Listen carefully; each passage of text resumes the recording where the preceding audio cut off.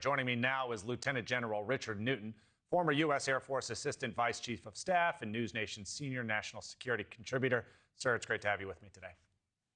Good afternoon, Alex. Always good to be with you. First, let's start with the recent ceasefire agreement. Here's Secretary of State Marco Rubio in the Oval Office yesterday. We've been engaged with them all morning long and all night long with both sides, and we think we're on our way towards a real de-escalation and then hopefully get back on track in helping Syria build a country and arriving at a situation there in the Middle East is far more stable. Secretary Rubio seeming both optimistic and confident. Do you think it's going to hold? Well, I tell you what, this is where United States engaged diplomatically can pay off, and I'm certainly I'm somewhat optimistic per Secretary Rubio's announcement there that it can pay off. Again, this is decades of hostility inside of Syria under the Assad regime, where you've got clashes amongst tribes, amongst sectarian groups, and certainly religious groups as well. And that's what you're seeing between the Bedouin gangs that really kicked off this violence and the Druze. And so nonetheless, I'm relatively optimistic here because you now have U.S. diplomatic leadership trying to fend off, obviously, the clashes that are going on between the Syrian government, the Bedouins and the Druze, and then now with Israel. What do you think about Israel acting as a sort of police force out there in the region, defending what they see as an attack on these religious minority groups? Is that a role that they should be playing?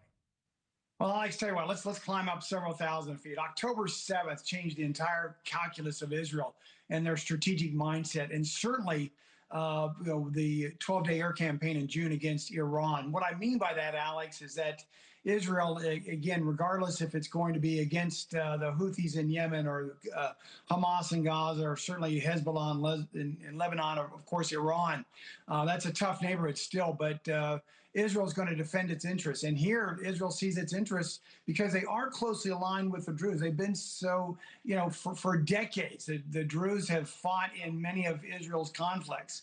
And so not only the close proximity of the Druze people along the Israel-Syrian border, but also in terms of them being aligned politically and militarily, they're going to support their alignment with the Druze. And so that's what you're seeing playing off here.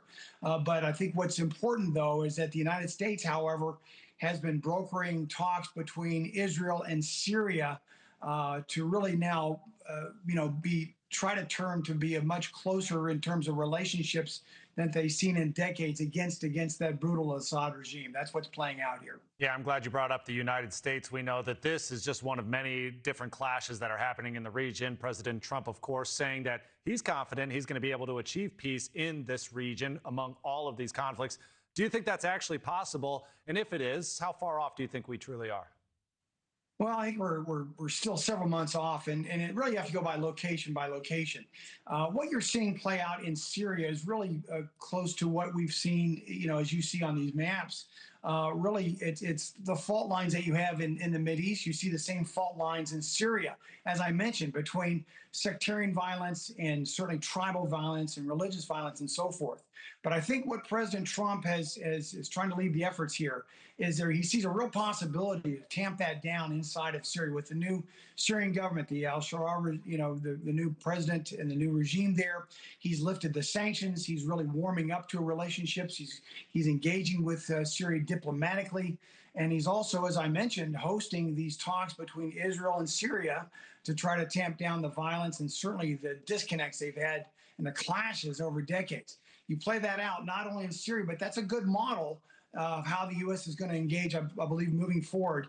It may take months. It could go into years. But nonetheless, I think Syria is a great starting point post that June air campaign and certainly post October 7th, where you've got a stronger Israel, but also more aligned now and being led by the United States in terms of us trying to reorient the Mideast.